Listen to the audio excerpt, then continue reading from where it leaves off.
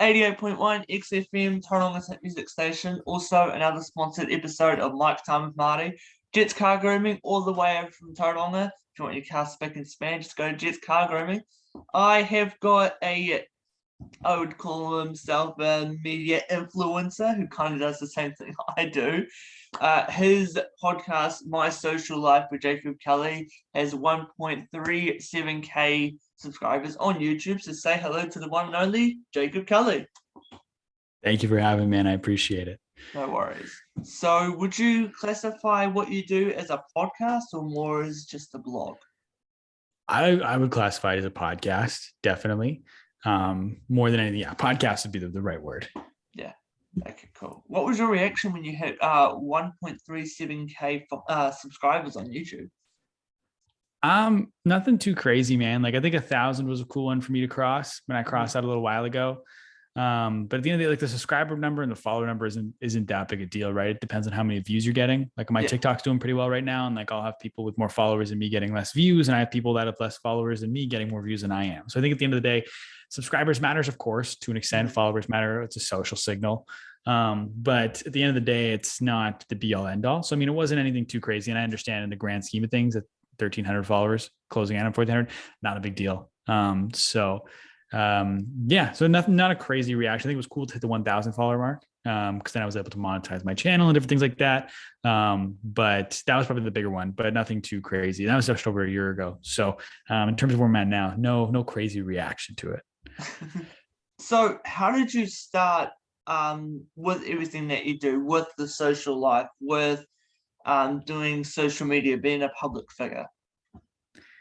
Yeah, so I've always, like, since my first year of college, I've been kind of putting out some form of content. Like I started with a vlog, and then I started with a sports show where I talked about sports news. I did that for about 15 episodes.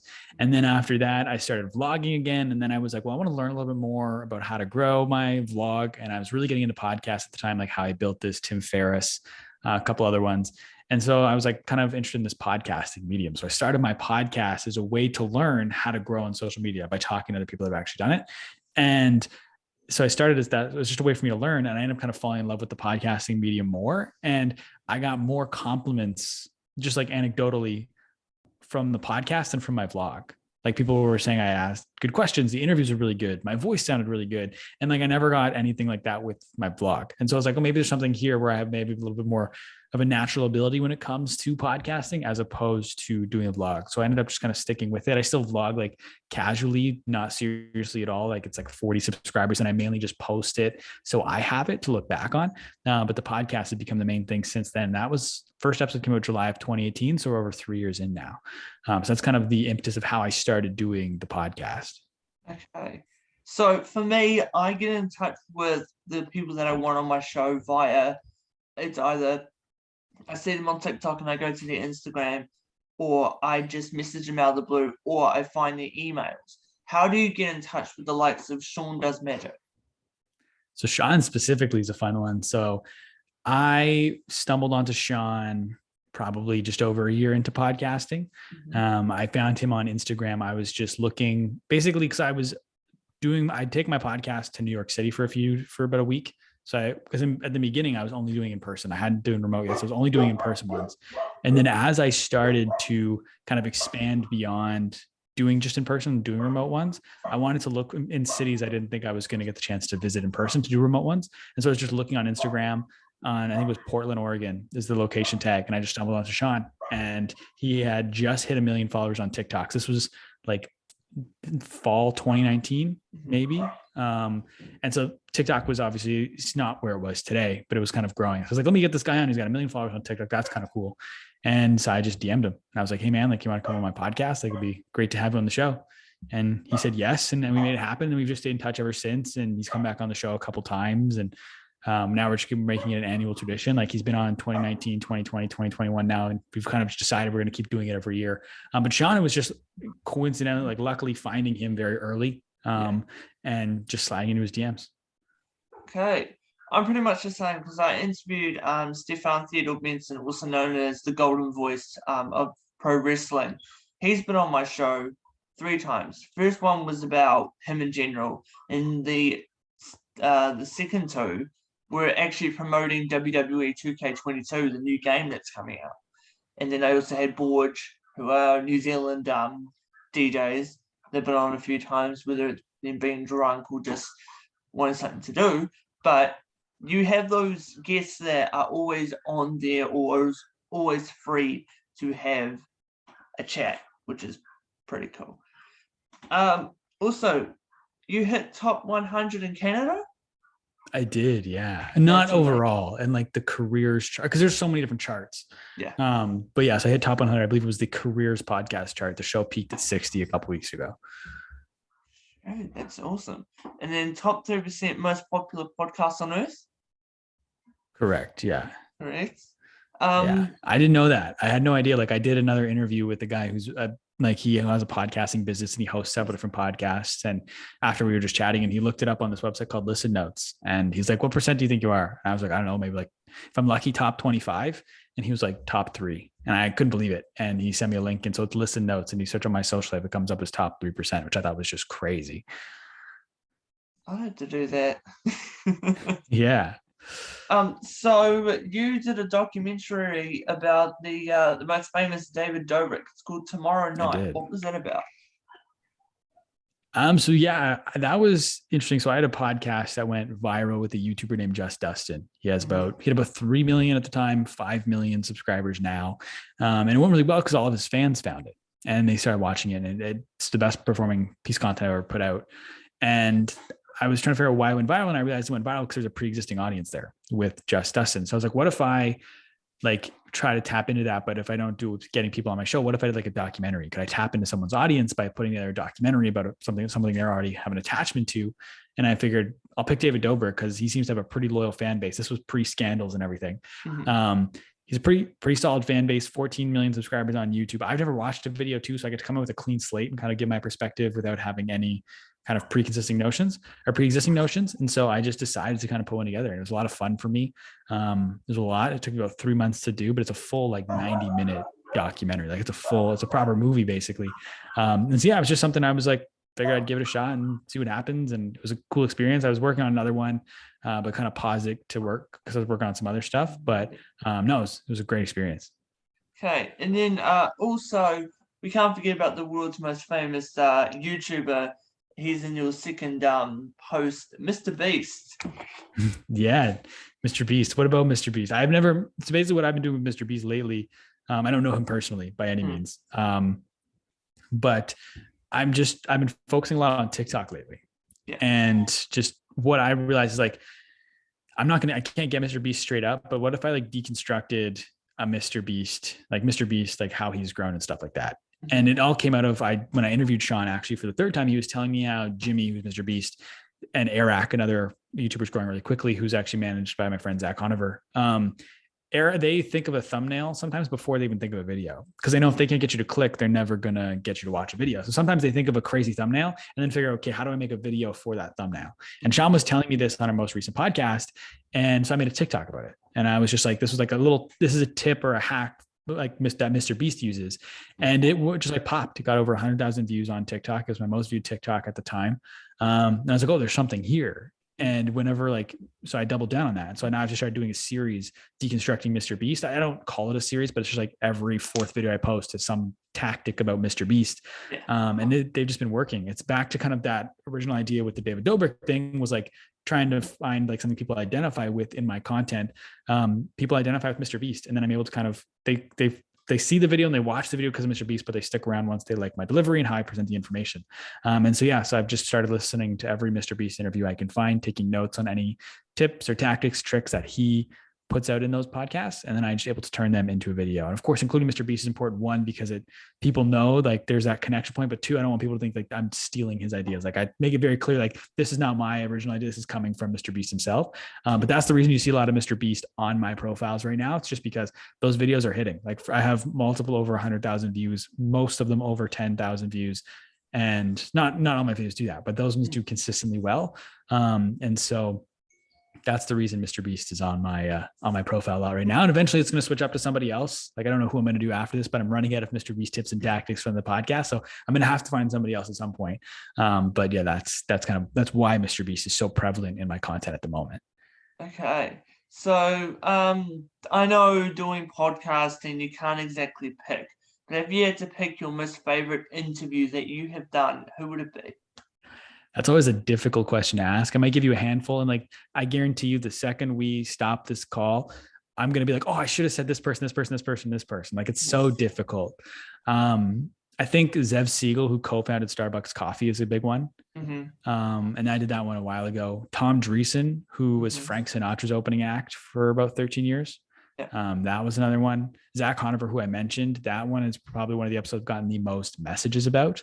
Like this was super impactful. Like, so the Zach Conover one was really good. Again, like there's just so many, like I keep going through my head, like which ones do I pick? I think episode 100, and like, so I've done this thing where when I hit episode 50 and I hit episode 100, I had my friend come on and interview me. And it's the friend I had in episode 1. He was my first guest. And so I had him as my 100th guest. And so then he came back and interviewed me for like a bonus. I called him 50 episodes later and 100 episodes later. It's like a reflection podcast. And so episode 100 with him and 100 episodes later where he interviewed me, those ones stick out to me a lot. Like I think we got emotional on both of them. But so those ones are pretty special to me too. But there's just so many that I could sit here all day and like rattle off episodes, but those are just a few off the top of my head. Okay, so if you had to pick one person who you would want to interview, who would it be? See, again, you're hitting me with tough questions, man. I think the default answer for me is, I think the default answer for me, and that one's Gary Vaynerchuk.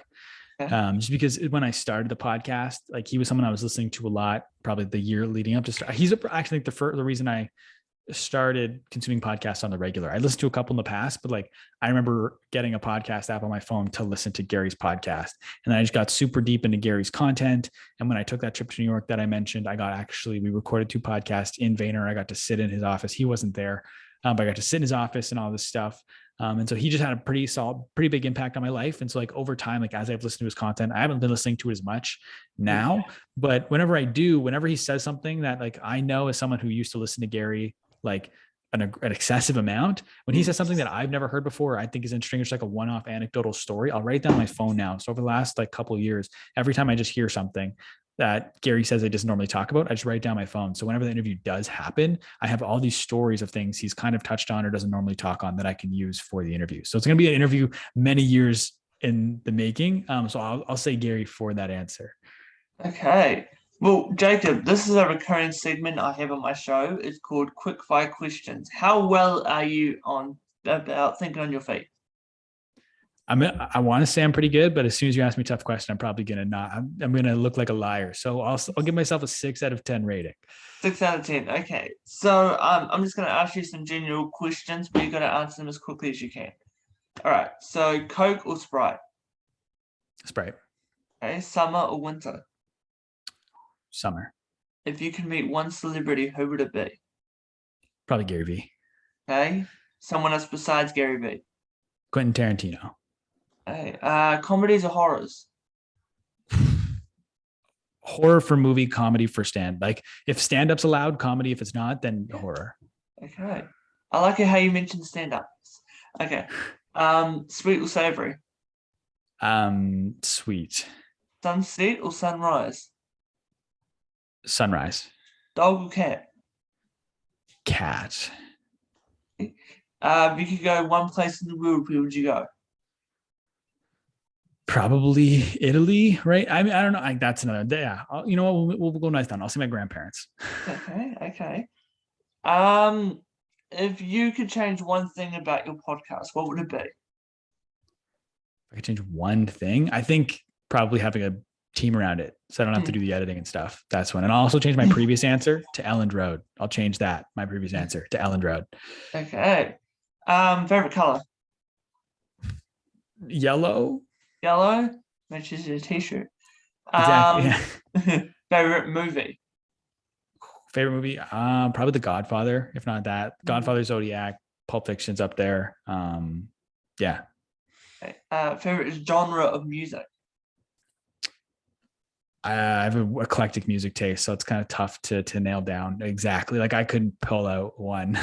Yeah. I'll say my top genre on Spotify, my Wrapped this year was Beatle-esque because I listened to a lot of the Beatles this year. So we'll go with that.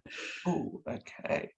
All right, last one. If you could control an app like TikTok, Instagram, what app would you control? I don't know if I'd want control of an app. There's a lot of responsibility. I'll say YouTube. YouTube? Okay. Yeah. Follow-up question. What would you do to change YouTube? Put my social life on the recommended for everybody. No, I think YouTube is just an important platform. That was honestly my answers to make that joke. I don't know if I have a real reason for controlling YouTube. Fair enough. All right. Well, Jacob, here's your chance for redemption. You get to ask me some quickfire questions. You can be as difficult as you want. Whenever you're ready. Why did you get into radio? I graduated from radio school, and my mentor gave us the challenge of finding a celebrity. I found a local actor who's been in a TV show that every New Zealander should know, and then it just spiraled out of control. So why'd you go to radio? Like, why'd you go to school for radio in the first place? I graduated from high school pretty early, and I was trying to figure out what I was going to do next, and then I decided to do something new because I know I can talk a lot. I like music. I like making people laugh. So I decided to do radio, got accepted, and here I am. So now that you're in it, because it was kind of like a new thing you wanted to try, looking back, I'm assuming I know the answer to this, but it was the right decision then. Like, you're enjoying what you're doing. Yeah, I always thought I was going to be a musician when I grew up. Like, I used to be obsessed with music. And then I think as I got older, it was changing. First it was acting, and it was comedy, and now it's podcasting. Even though I still love doing that stuff, my main goal is podcasting.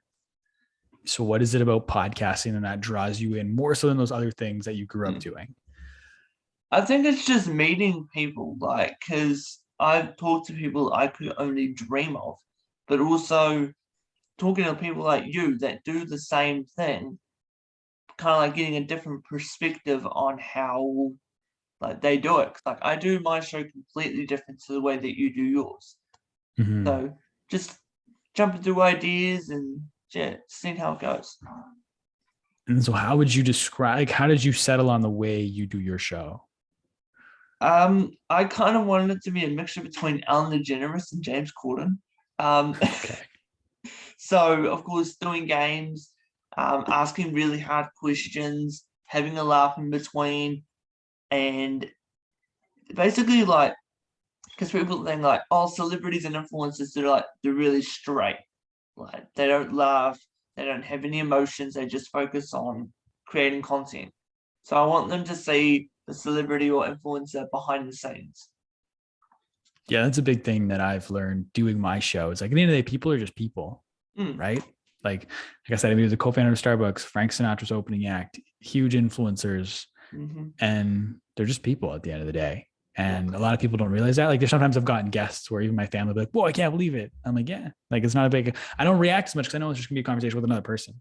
Yeah. They might have that's their job, but that's who they are. And so that's something I've definitely learned over the course of my podcast. Kind of on that note, then, like, what are some things, and if I'm asking you too many questions, please just cut me off.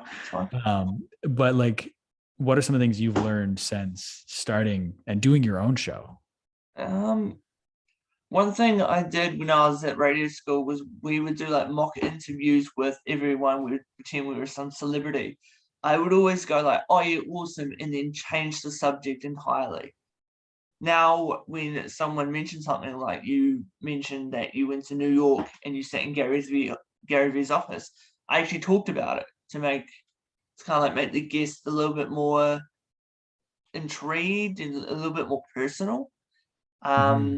And also just making sure I know exactly what I'm going to say, don't repeat myself because I've done that a few times, and basically practice makes perfect.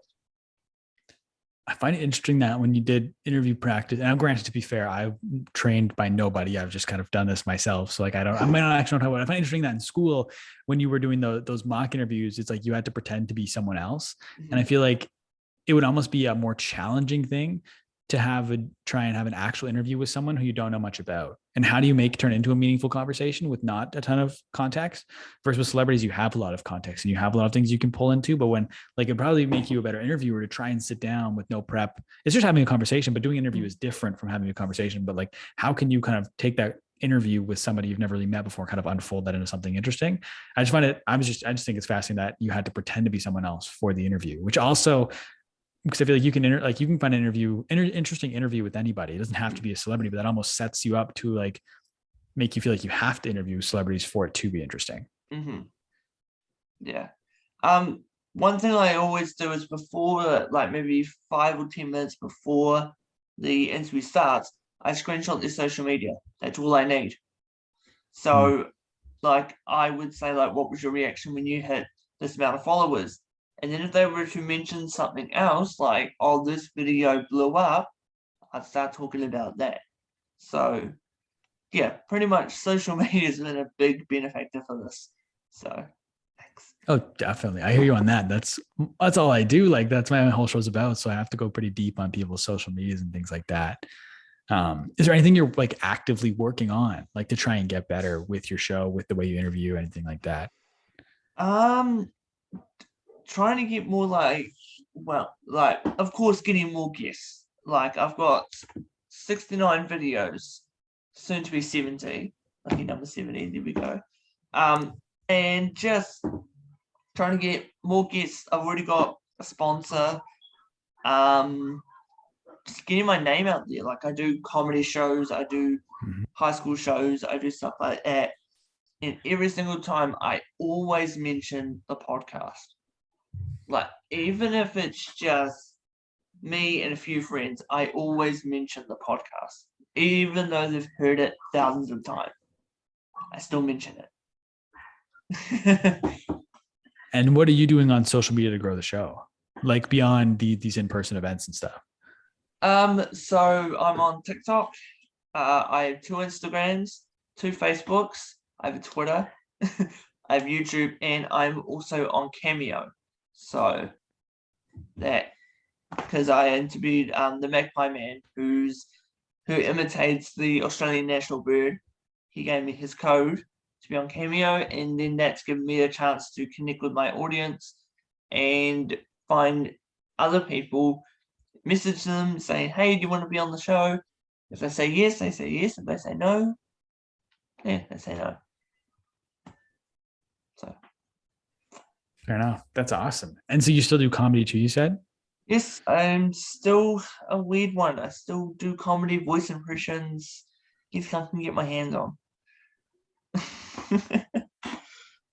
I don't think that's a weird one. I think that's interesting. Like, comedy is something that interests me. I haven't dove into it fully, but just as an art form, I find it really interesting. And I don't know, like, if you're a big reader or not, but I would highly recommend the book I'm Dying Up Here if you're into comedy. I don't know if you've read it or not. Little bit. Yeah, about comedy in the 70s. And it's just fascinating. That's ultimately how I learned about Tom Dreesen, who I got on my show. I found out that, then I found out he had a book. So I messaged him and said, hey, I'm reading your book. Would you come on the show? I want to talk about your book. And then gave me his phone number. He's like, call me. So I called him and I got him on the show. So, but no, I'd highly recommend that book if you're interested in comedy. Okay, sweet. So, big question. Where would you see yourself in 5 years? I don't even know where I'm going to be tomorrow. So I don't know. It's always such a big question. And I've never been good at laying out long-term plans ever. Like, I didn't set out, I didn't want to have a podcast. I just kind of stumbled into it. My job right now was my plan to work this job. My job before, I worked in sports for a while. I didn't plan to work in sports. It just kind of happened. And I've kind of just stumbled through luckily into some things. And I think that's great in one respect, but I think I need to get better at having a longer term 5-10 year plan. Cause like, how are you supposed to know where you're going if you don't know, like, how are you supposed to know where you're trying to get if you don't know where you're going? But like, if I told you to meet me somewhere and didn't tell you where and just said, meet me here in 20 minutes, you had no idea where to find me. And so it's a similar thing. So I think it's something I have not done a very good job at, is kind of laying out exactly where I'm going to be. I think I'd like to, what I mentioned, is have a bit more of a team built out around the podcast, someone who's editing. So I just want to get to the point where I can just kind of sit down and record episodes. I don't have to worry about doing the rest of it. I know it's going to be a process to get there, but I think that would hopefully be a part of it. I don't know, man, the world's changing really quickly. So it's tough to figure out exactly where I'm going to be, what I want to be doing. But if I keep doing more, just build on what I've got right now, I think That'd be pretty cool. Okay, so I'm politely stalking you. Don't judge. It's what we That's do. okay. So you did a series of YouTubers' first videos, and the first one I see is Impulsive or Impulsive. Mm-hmm. Yeah. So what gave you the idea of doing YouTubers' first ever videos to how big they are now?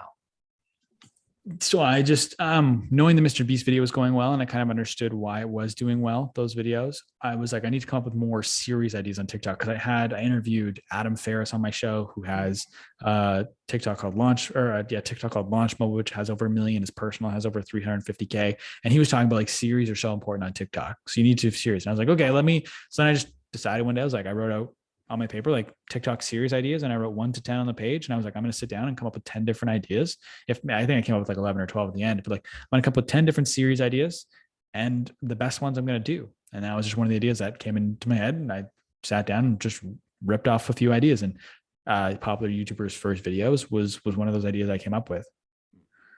Okay, so what would you say if you were to become big and successful, and someone was to do your first ever video to how you are now, how would you react? It depends on which video they pulled, really. If they pull my first podcast, I know which one that is, and I think I'll probably get nostalgic more than anything when I see my first video. I'm a very nostalgic person, and so if I were to see that, I think I would get nostalgic. It's depending on how big the show is at the time or how big it gets. It's cool to always see where it came from. So I'd definitely be nostalgic if they pulled that. Maybe they even pulled my first vlog if they're able to do enough digging to find that. That's up there still. And I think I'd probably be nostalgic with that too. And just think, even now, like just thinking about that first vlog, like how little I understood about what I was getting into. I just thought it was cool. And yeah, I think it'd be nostalgic if I saw that. I think I'd be impressed. I would also be like kind of excited if someone deemed me important enough to do a first video series and me to be a part of it. But yeah, I think I'd be nostalgic more than anything. Yeah, even though I went to radio school, I still didn't know what the fuck I was doing. Yeah. No one does. No one actually knows what you're doing, and you're never going to have it all figured out. And you're never going to have enough information to know. No one knows what they're doing. So, your latest podcast episode was you had Oreo the cat. I did. Now, as soon as I saw that, I was like, wait, he had a cat on his podcast? But no, it was the owner. How did you get in contact with her? I just emailed her. That's all I do. Like, that's how I get everyone. It's just an email. Sometimes it's like an introduction, like my good friend, my friend Danny today introduced me to a PR company, I think, that he knows that has a list of TikTokers. Like sometimes it's introductions like that. Just Dustin, again, my biggest interview, that was an introduction as well from my buddy Rob Greeley. But for the most part, it's just emailing people, sliding in their DMs. I work with a podcast coach, so I have a script I use now that's been doing pretty well for me. So it's just been, I probably am going to start at the beginning of every month, scheduling out 30 to 40 outreach emails and just kind of letting them schedule out over the month and seeing who gets back to me. And I did that a couple times and it's worked pretty well. So I've got a runway. I've got 3 episodes in the bank still, like 4 scheduled to record coming up. So like, it's going well. So it's all just cold outreach, just reaching out. Sometimes it's introductions if someone likes me enough to do that. But, more often than not, it's just shooting my shot because you never know who's going to say yes. Okay, so how did you think I was when I approached you to be on the show? I honestly can't even remember what you said to me, but I just remember saying, because it was like 2 weeks ago. That's a long time, but I can pull it up here. I have my phone on me. But it's good. And like, I'm very much like, I almost always say yes. So, but let me pull it up. I love doing podcasts, both as a host and I don't have Instagram on my phone. Okay. I can't pull it up. I lied. I don't have any social media on my phone. Okay. Go for it. I just said, hey Jacob, my name is Martin O'Connor and I'm a student graduate from the New Zealand School of Radio in Tauranga. And I was wondering if I could interview you for my radio show / podcast. Yeah, I think so. Just breaking down that first message, I think the fact that you put like that you're a graduate, like recent grad, I think that's always a big one when reaching out. Like I wish I started my show when I was in school or I just graduated, because that's just such a big piece of leverage you have. So that one definitely got me in. 2, just the fact that you're on the other side of the world. That's always cool to me. So I think that was part of the reason too. Like it's 4 p.m. for me and 10 a.m. for you, which is just crazy to me, right? Like So that was part of it too, like that. So that's why I mean, like I said, it's very rare where I won't say yes to a pod. I don't think I've ever said no to a podcast opportunity. But those are the reasons. Like one, it was the recent grad thing and the living on the other side of the world. Yeah, fair enough. Okay, so when it came, because I'm a big magic nerd, I've had Ace Cunnings, I've had Jonathan Molo, who's performed at the Magic Castle. Did Sean and Matthew, when they were on the show, did they do any magic tricks for you? No, I don't think so. I didn't ask them to do any magic tricks. So no, I didn't get either of them to. No. If they were ever on my show, I probably would. Fair enough. Yeah, no, I mean, I just focused, I try to go deep on social media. So the magic thing never really comes up. Also with the audio being part of the medium, and that doesn't really translate to like the audio version of a podcast. So no magic from either of those guys. Okay, Jacob, we've done quick fire questions. Now it's time to do weird fire questions. Okay. All right.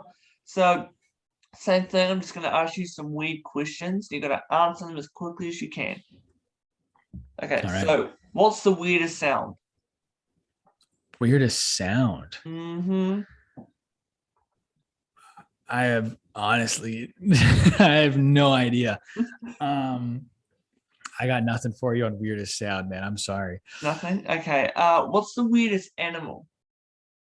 I feel like the platypus is like a default answer for that. Like a beak, but a mammal. Yeah, I'll go platypus. Platypus? Okay. Okay, what's the funniest name you can think of? Bertha. Bertha. Okay.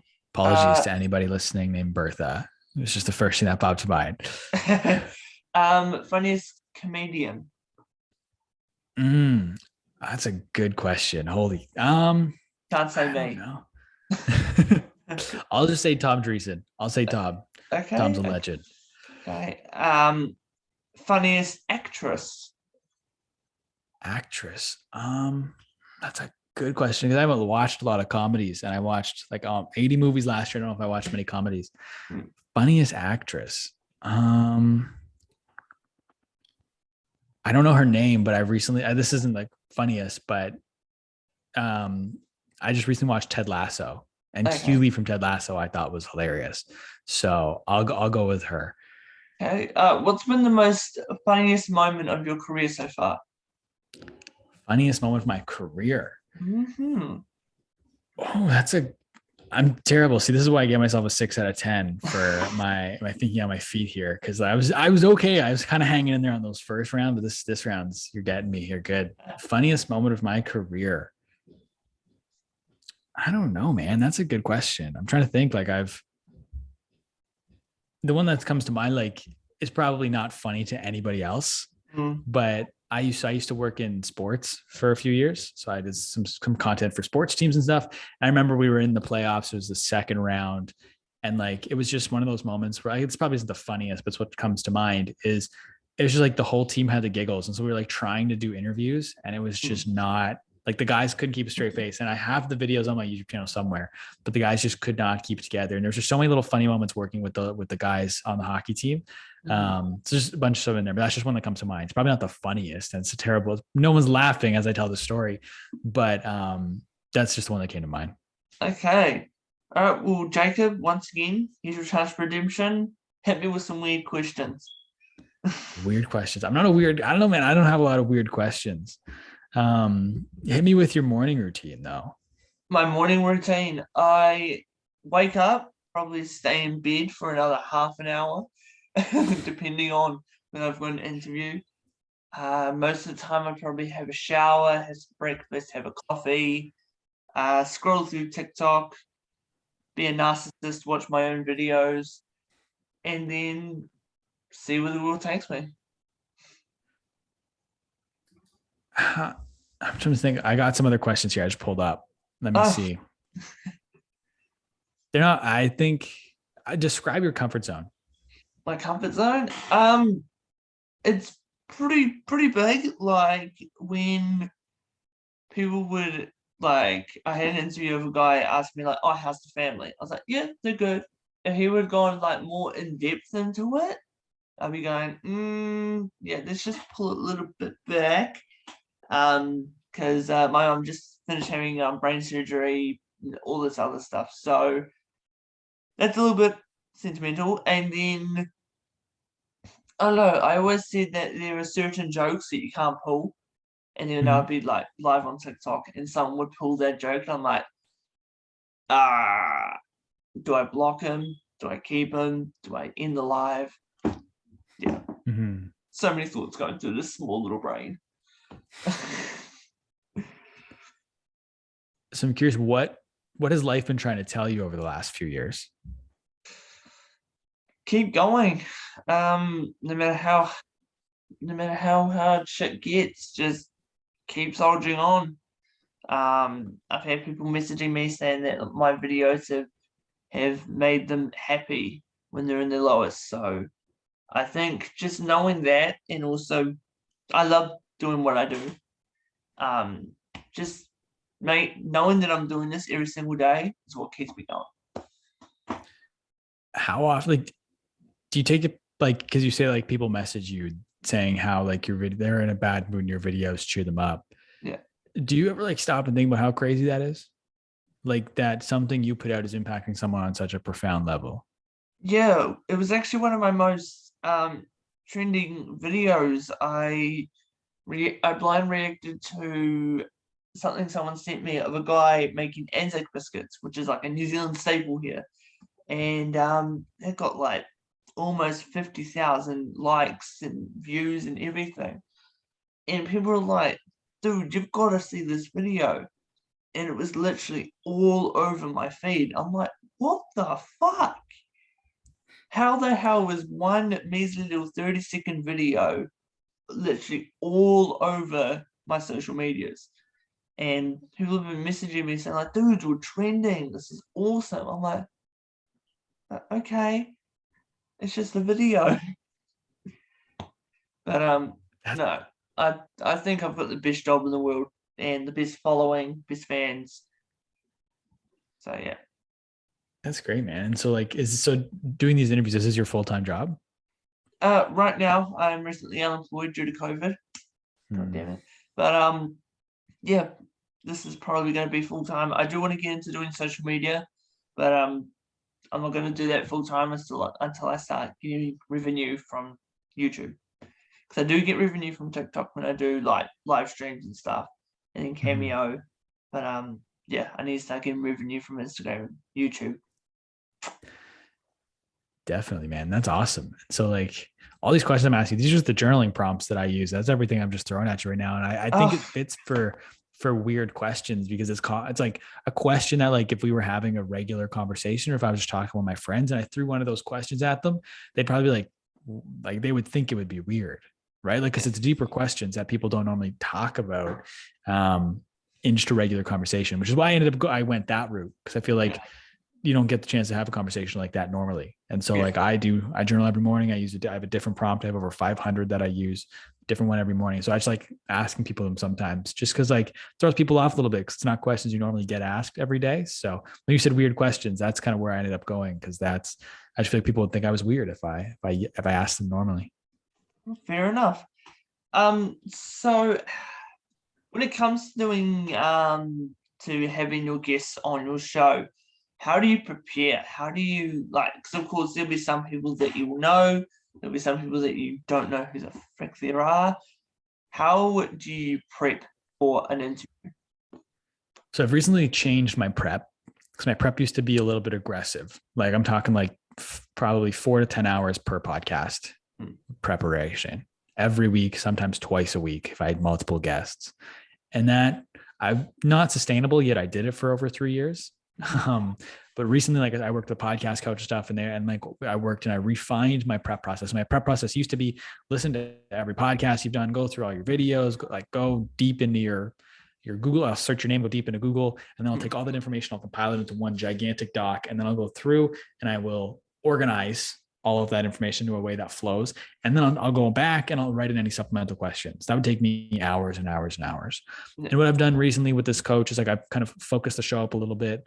Like, again, I've mentioned it's a show about social media, but I've had Tom Dreesen, who's an 80-year-old comedian, Zev Siegel, co-founder of Starbucks. I think he only has LinkedIn. So I got a little bit off course with the podcast. I was kind of just interviewing anyone I thought was interesting, which was cool. And it helped me become a better interviewer. And it's got me some great testimonials from some great people. Like I have a deck that I use that has a testimonial from Zev that he sent me. I have a quote from Tom Dreesen from my interview that he used. So it helps me, and I don't think it was a bad thing. But now I focus the show up to just be social media focused, how to grow.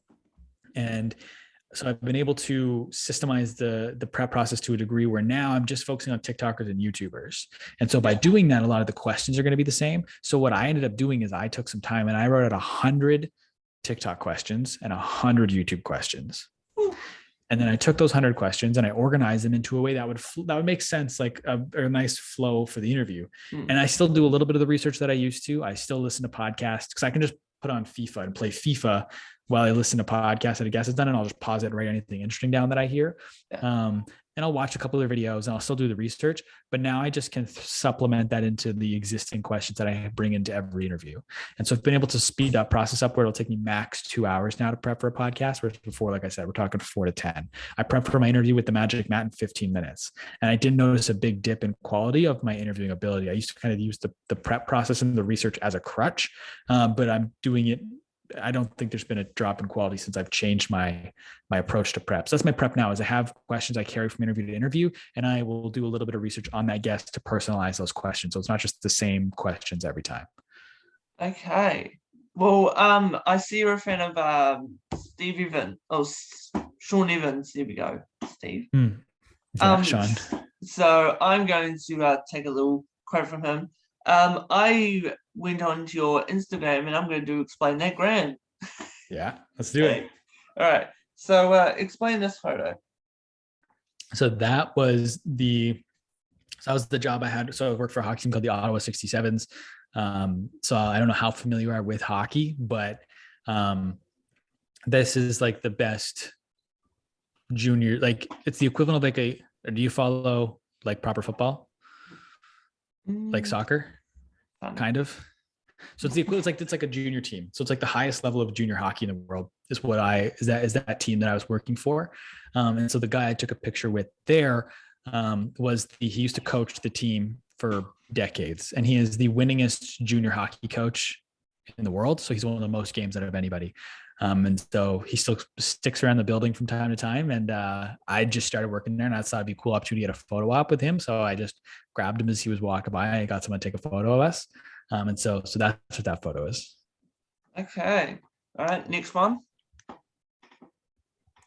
That's Rob Lawless. And so I did a podcast with Rob. Rob was the first person I interviewed after starting to work with my podcast coach. And so that was my first interview where I changed my approach a little bit to how I prep for it, and went really, really well. So it was a really good kind of signal for me that changing my approach wasn't going to impact me as an interviewer. And then I think that was for my interview that actually might be because Rob's on a mission to meet 10,000 strangers. It's called Rob's 10K Friends. So I got introduced to him through my friend Hassan, and I had him on the show. And then that picture actually might not have been my podcast. I think it was actually when I had my 1 hour meeting with Rob, and I got to meet Rob for an hour. So I was one of the 10,000 people he's met. I think he's closing in on 5,000 now. So that's what that photo was, is my meeting with Rob as person 4,600 and something, I think. But so that's that photo is. All right, last one. That's the quote from Tom Dreesen, where it says, "This might be the best interview I've ever done." And to be fair, that is a direct quote. I just didn't necessarily put the full quote, but in my deck, the full quote's there. But says this might be the best interview I've ever done. And then he kind of pauses and he goes, "You really did your research," because I just kept hitting him with I read his book, and I basically Tom Dreesen is the most prepared I've ever been for an interview. I had 20 pages of notes coming into that podcast. And not just notes, it was 20 pages of questions. It wasn't just notes. So it was questions, and we got maybe halfway through it. And I just I would know so many things with Tom that he just kept being so surprised that I knew everything. But what I also did too is I listened to probably 10 to 15 Tom Dreesen interviews before he came on my show.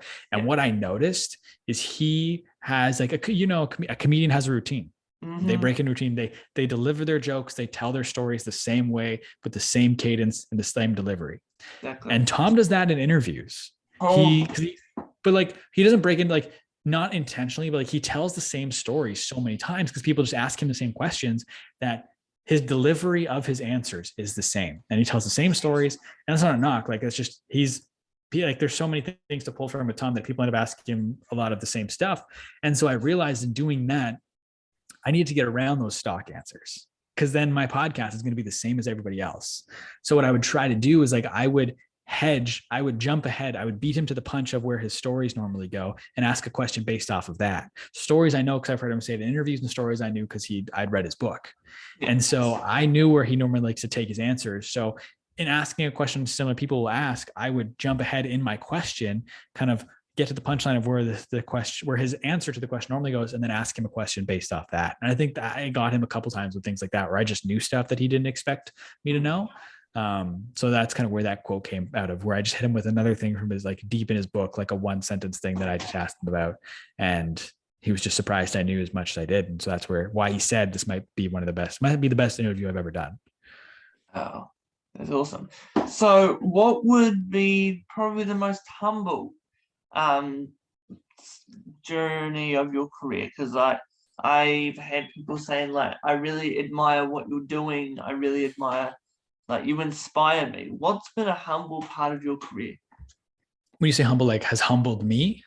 Yeah, just like if someone was to say something nice and it really stuck with you, or in that, I thought you meant like sometime I made a mistake and it made me realize I'm not actually like, no. You know what I mean? In terms of like, I just think every time someone calls out my research, that definitely makes me feel that I'm very fortunate for. So there's been a lot of that, and a lot of that's come from guests directly, like not as much. Occasionally I would get more feedback like that from guests than from listeners. Yeah. But it was like almost probably every 3 or 4 episodes, sometimes it's even like 4 episodes in a row. Someone will compliment my research. They'll be like, how did you know that? And I try to get a moment like that in every single podcast. It's something that like I strive to get. It's like a little thing that they won't know. So that's always big when someone compliments the research. I think that a really cool one for me is like, I don't think I've ever built like a super tight knit community around the podcast. Like, cause it's difficult to, when it's an audio platform, there's nowhere for us to engage. And so, TikTok now I'm starting to build a small little community on TikTok. And like, I had people congratulate me on hitting 1,000 before I even realized I hit 1,000. Like they kept checking my page on TikTok. My TikTok's not even at 2K yet. I just started posting over the last couple of months, but there were people that comment on every video and I recognize when they like all my content, and it's not just the same comment every time, it's different comments. And there was like 3 or 4 people who had congratulated me on hitting 1K before I even realized it. And that's never happened to me before. Like there was these guys that were checking it. I had a guy today asking me to go live. Like he wants to have a live interaction with me. Like no one's ever asked me to go live before.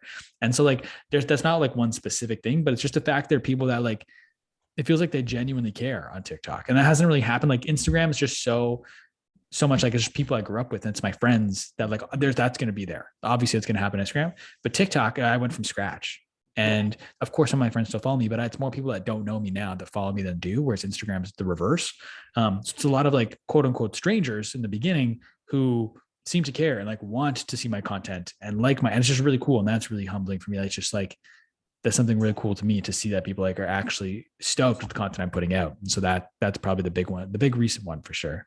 Yeah. I think I'm pretty much the same, like, cause I'm close to hitting 6,000. So like when I first hit 1K, it was like, holy crap, congratulations. Like when it's like my birthday, they would always post or do duets saying, it's his birthday. Let's make sure he has a great day. When I do lives, everyone joins literally at the same goddamn time. And like, because I call my fans the Maniacs, because my nickname on TikTok is Manchild. Explains me to a T. So they're honestly the best fan base ever. Like I know Mr. Beast, the likes of David Dobrik, FaZe Rug, SeanDoesMagic have their fan base, but I think mine's just special in a way. Yeah, no, I feel you on that. I think everyone feels the same way about their audience, you know? Mm-hmm. All right, Jacob, would you like to play a game? Always.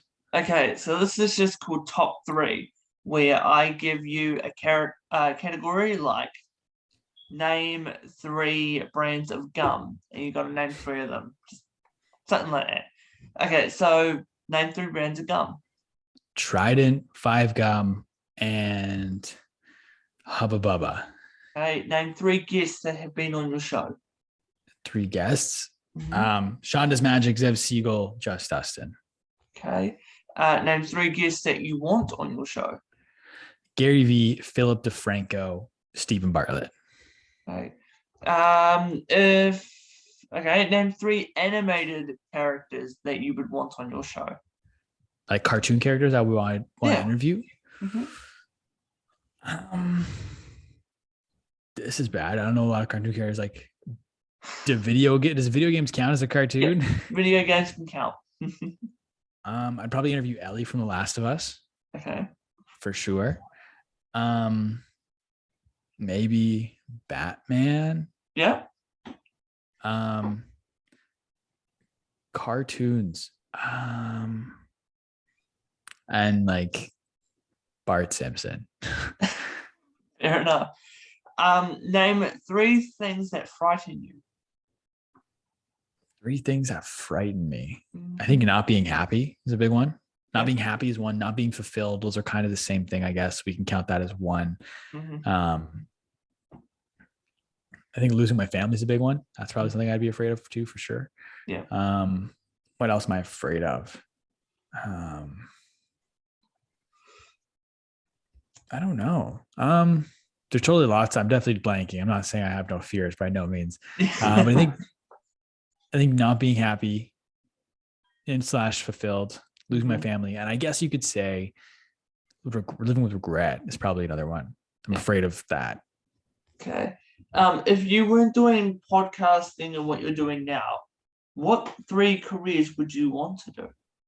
Screenwriting, easily. Screenwriting for sure. Just social media content in general, like apply for the podcast. Like I can't use that as a cop-out answer. No. So definitely screenwriting / directing, I think would be one. I'll split. I'll make that one. I have no idea beyond that. Screenwriting / directing. I don't know, because like my whole career's been in social media, right? So it's like, what would I be doing that's different? And like it's tough because like every time I think of something, I realize social media will tie back into it. So like trying to have a career outside of that is challenging. Definitely.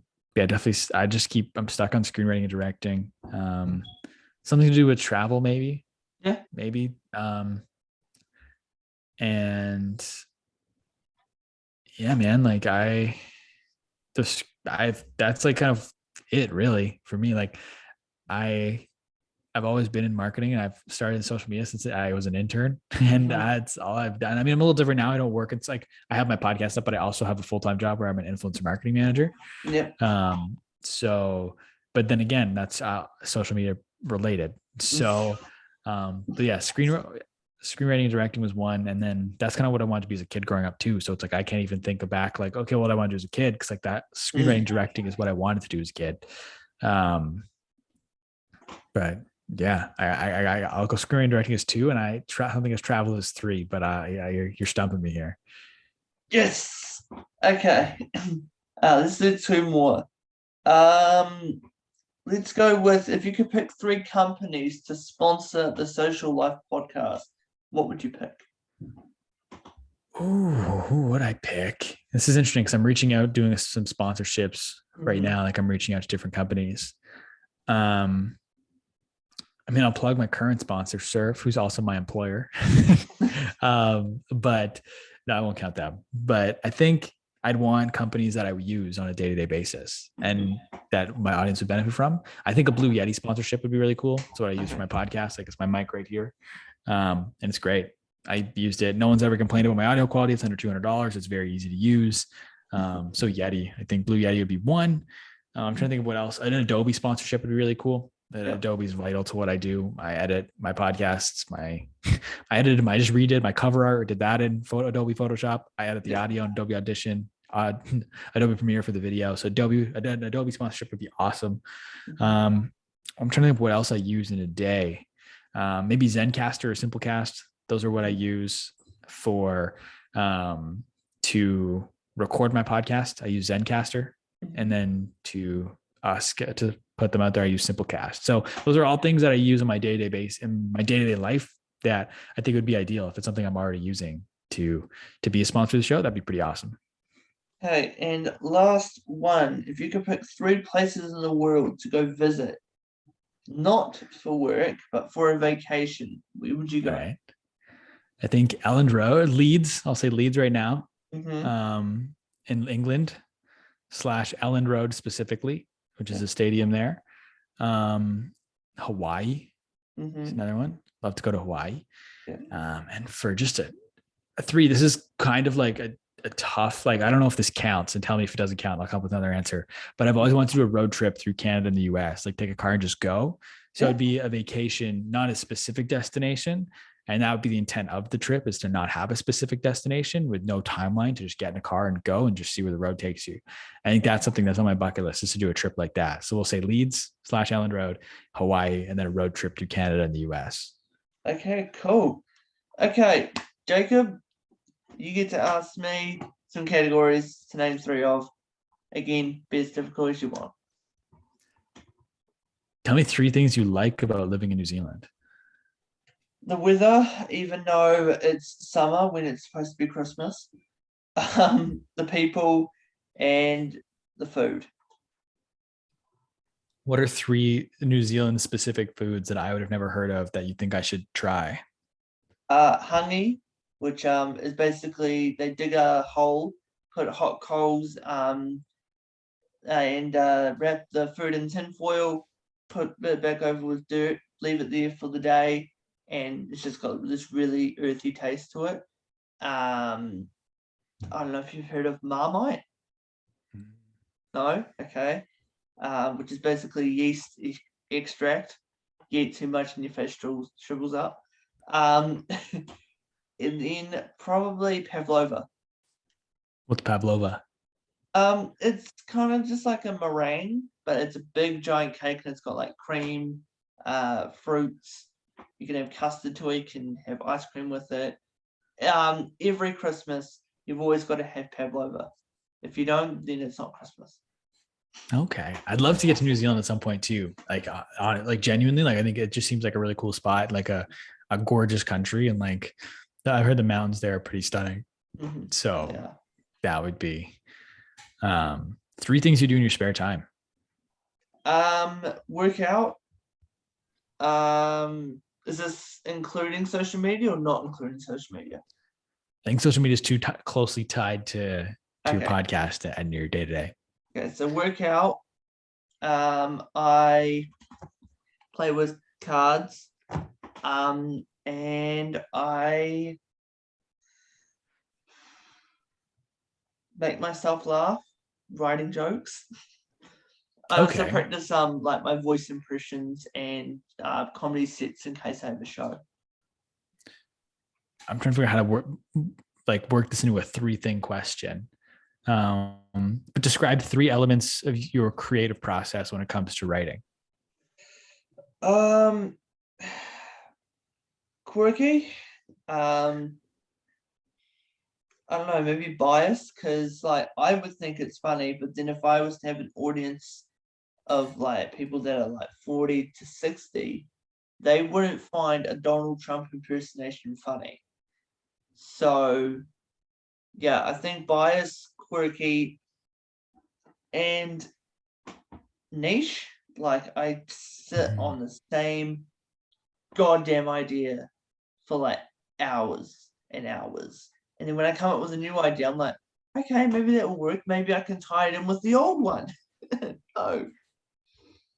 So I'm curious, and I promise I won't be offended at your answers. What are 3 things that you know about Canada? Okay, you're the nicest people. Okay. You like to say A. Mm-hmm. And you love maple syrup. Correct. Nailed it. Sweet. Yeah, man. I say A every once in a while, and maple syrup for sure. I could drink maple syrup. But I'm trying to think of what else. What I'm trying to think of some good questions for you on the spot here. You got this. Who are three of your dream guests for your podcast? Jim Carrey, Barack Obama, and probably a mixture between Liza Koshy or Brendan Urie from Panic at the Disco. I'm going to need three answers on this one again. So but my question to that is now why? Jim Carrey's the reason I got into doing comedy. Barack Obama is just what he's done for the country. Liza Koshy, because her content helped me in my darkest times. Just hearing Little Brown Girl just makes me giggle. And then Brendan Urie, I've countlessly smashed my head on my drawers just from throwing my rock star hair around and screaming at the top of my lungs high hopes and hey look ma, I made it, and hearing my parents saying shut the fuck up. So yeah. That's awesome. Three things you want to do before you die. Travel the world, of course. Have my own talk show, and I don't know, just make a difference in the world. Like, especially now due to COVID, like everyone's been like all down the dumps. I think everyone just needs a chance to like release tension and just let out any emotions, whether it's laughter, sadness, anger, despair. Just let it out. Could you not say you have your own talk show in a sense right now?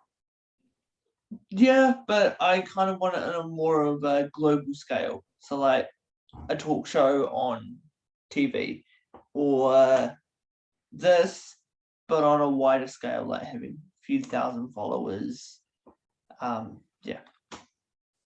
Okay. Awesome, man. I think that's all I got for questions. Two more? Yeah.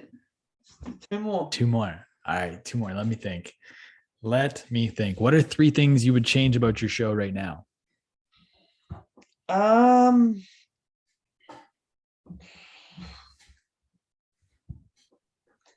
would probably say change, like, because last year I was just starting out. This year I've revamped the whole show, like having actual like interesting questions, actually talking about what the person's saying. So I think maybe revamp it a little bit more.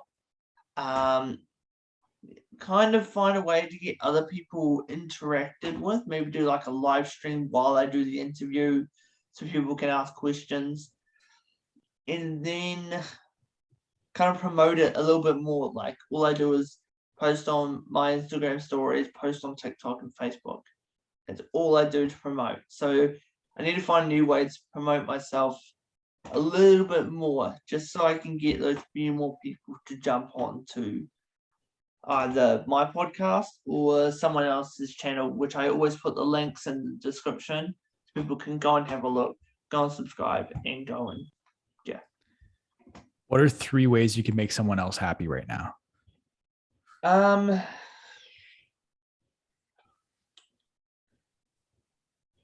To be honest, make them laugh. Be myself and just know that I'm always there. Like, I'm a person that once I meet you, you're not a friend, you're part of my family. So right now, you're part of my family, whether you like it or freaking not. Yeah. So yeah, I think that's just something about me. It's like, I don't care who you are. You're a person and I respect you. So yeah. I like that, man. I like that. And I said too, I'll throw one other one at you.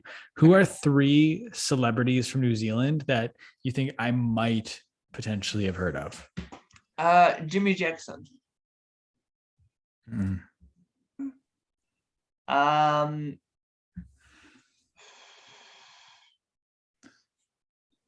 I can only think of one. Okay, who? And you were halfway there. Jimmy Jackson. I think he's from New Zealand. Is he not from New Zealand? Hold on, let me Google this really quickly just to make sure I'm not sending you a completely. I've got to Google one as well. Okay,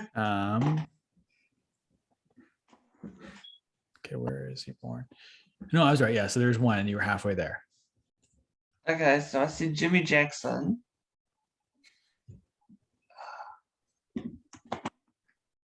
Or like, yeah. So one of those two names is correct.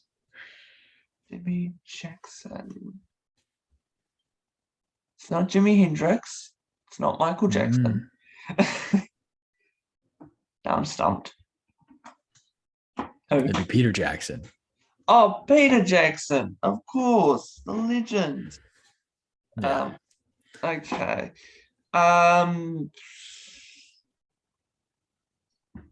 Billy T. James? No. No. Okay. No.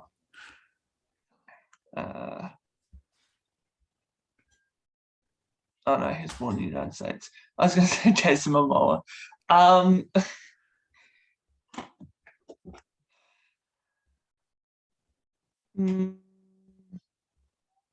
The Bushwhackers from WWE. From WWE? Yeah, I've heard that. I've heard of that. Yeah. Okay, good. Finally. There we go. There we go. That's Okay. awesome, man. So this is part 2 of the game. Dun dun dun. Don't be afraid. Okay.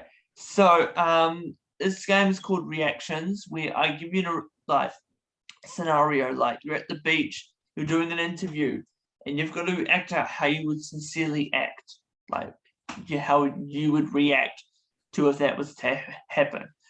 But you have to do it in a bit of a sillier voice. Okay. Okay, so we'll go back into forwards. So let's go with you're interviewing David Dobrik. Mm-hmm. Okay. And he brings out his flamethrower. Now, this interview's in person.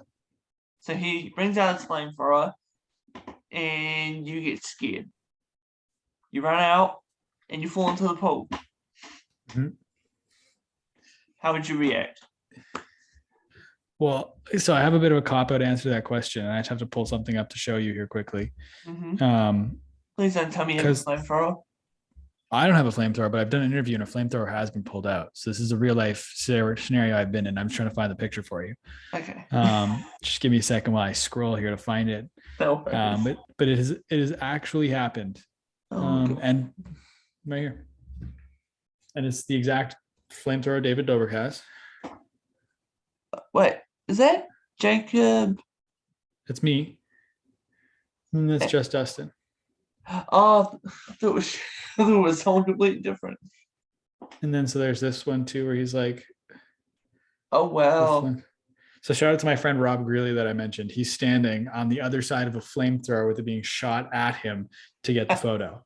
So there's a real life scenario that I actually have experienced.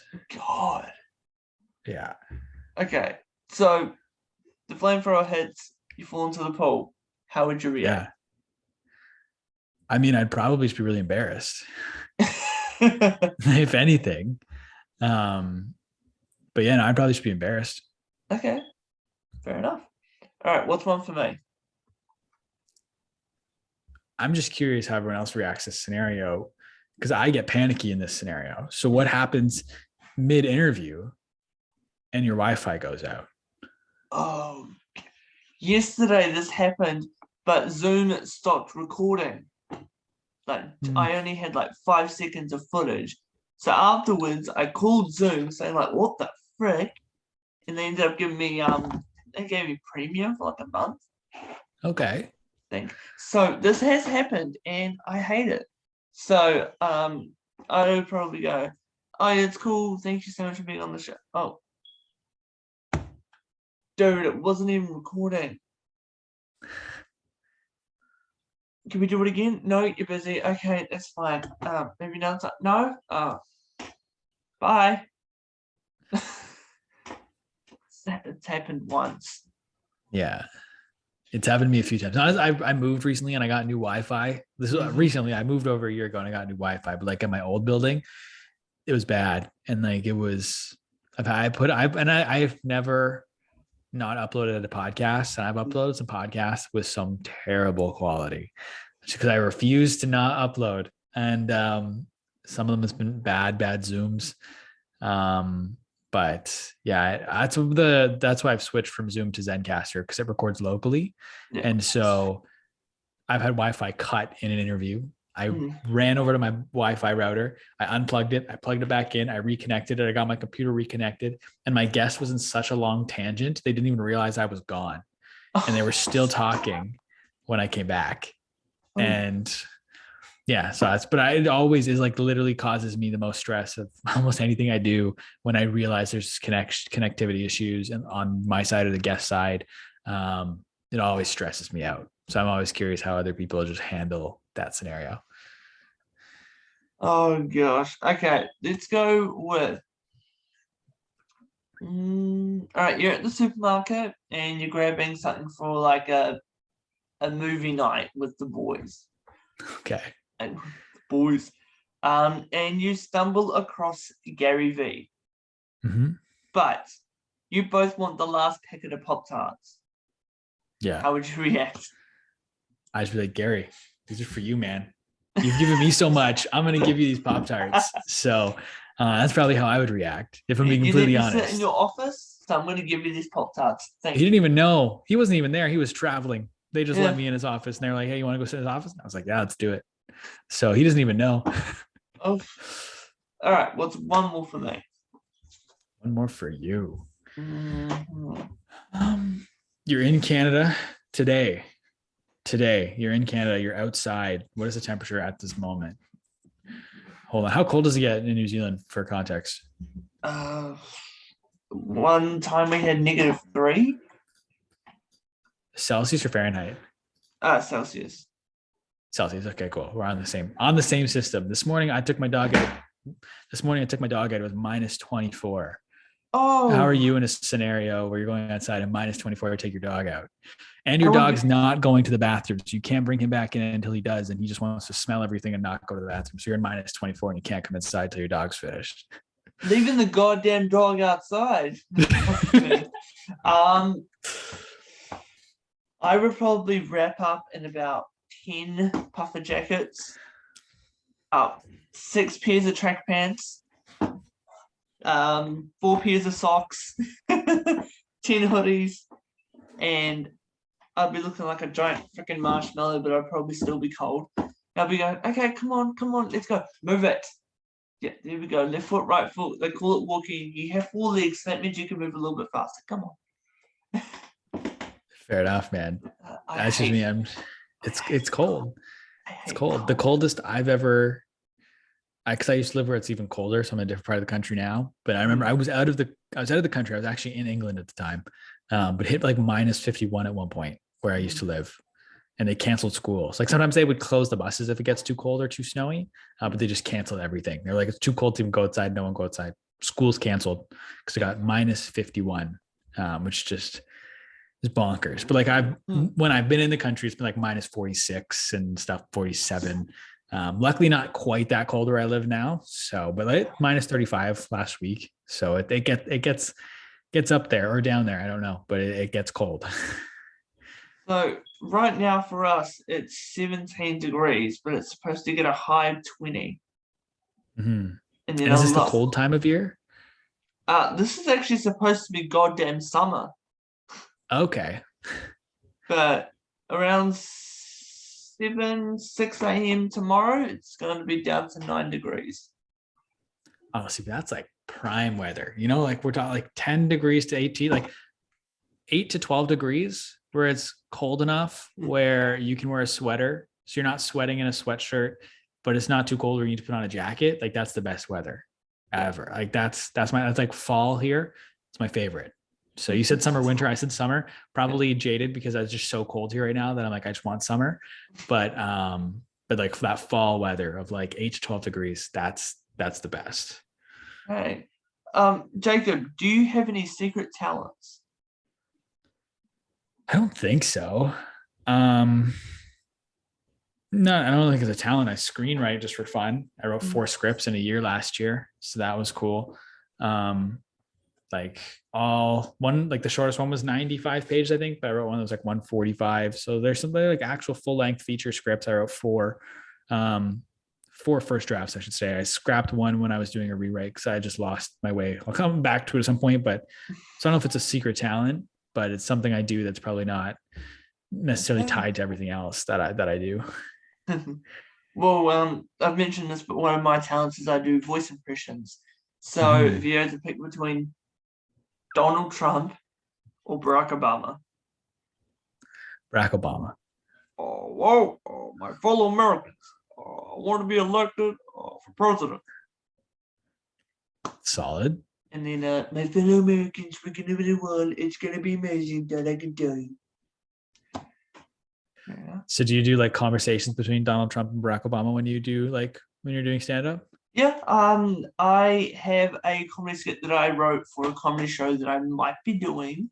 It's called Twisted Personalities. The whole thing's written out. I just need a venue. And it was called Education with Trump, and it had the many, many voices in my head. So it had Stewie Griffin, it had Arnold Schwarzenegger, it had Peter Griffin, Darth Vader, Matthew McConaughey, Larry the Cable Guy, the Grinch. All these voices were all talking about how much they despise and hate Donald Trump. So like, it was about sex ed. Is that okay, students? Today we're going to be talking about sex ed, and then Stewie goes, "Oh yes, isn't that great, Donald? Talking about the clitoris and the penis. Clitoris is also known as nature's Rubik's cube," and like that got everyone. Just hearing the words "nature's Rubik's cube," they're like, Yeah. okay. That's awesome. All right. Awesome. Well, Jacob, I've been asking you questions throughout this whole interview. Do you have any more questions for me before we finish? I don't think so, man. I just want to say thank you more than anything for having me on the show. I really appreciate it. And to anybody listening to this, if you haven't subscribed yet, make sure you subscribe to this show before you even think about coming to mine. Subscribe right here. All right. Well, Jacob, last question before we hit the sadly end. If you could pick one person to be on Mic Time with Marty, who would it be? Good one. I'm trying to think who I would put on this podcast. I'm trying to think of like personality wise, like, you know, because you do your games and stuff like that. Someone who would jive well with that, you know? I think I always think my brother's just a personality in his own right. So he's coming to mind, and like he does editing for a lot of influencers.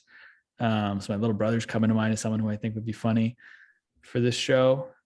I'm trying to think who else. Yeah, I don't know. Maybe I'll just go with my brother. I've never recommended my brother before, but I think like his personality, I think would go well with your show that you've put together here. Okay. I think he'd be a character, but yeah, that's just kind of mine right now. I think my brother, if he's listening to this, will be stoked that I picked him. Yeah. But yeah, that's just coming to mind at the moment. Okay, no worries. Well, Jacob, I was about to call you Jonathan for a second. Jacob, what are you doing for the rest of the day?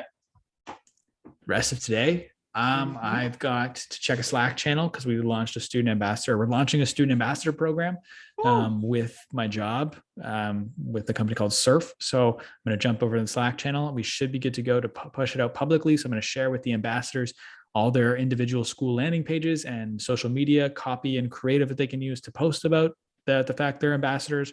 So I'm going to do that.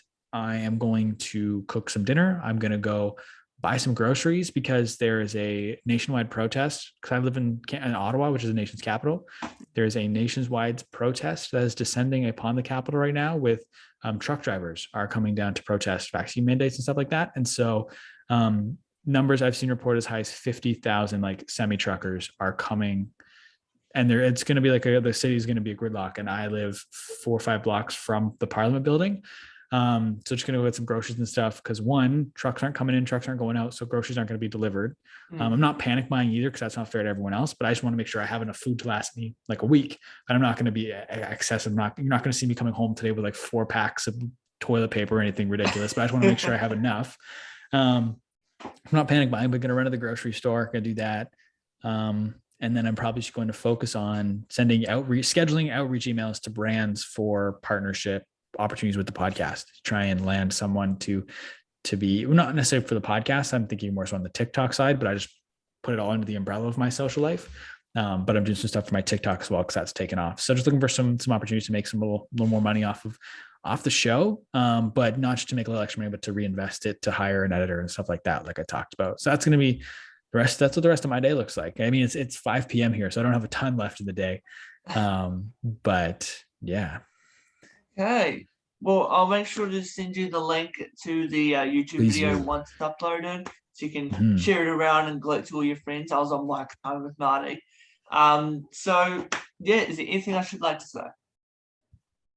I don't think so, man. Again, just make sure you subscribe to Mic Time with Marty first. If you're also down to subscribe to my social life, that'd be pretty cool too. If you want to learn about how people grew on social media, so you can do the same, that's the show for you. So my social life at the Jacob Kelly, everywhere on social media. Feel free to come and say hello. But like I said, before you do that, make sure you subscribe to Mic Time with Marty. All right. Well, Jacob, thank you so much. I actually completely forgot, but I kind of took this off hot ones. Instagram, TikTok, let the people know what's going on. Yeah, just at the Jacob Kelly is the big one. That's it. At the Jacob Kelly. That's Twitter, TikTok, Instagram, YouTube, and podcast is my social life. And so just you can find me there. And like I said, my DMs are always open. So if anyone wants to chat, feel free to send me a DM. All right, cool. Thank you so much, Jacob. Awesome. Thank you, man. See you, man. Cheers. Do I jump off now? You should stop the recording. I can jump off.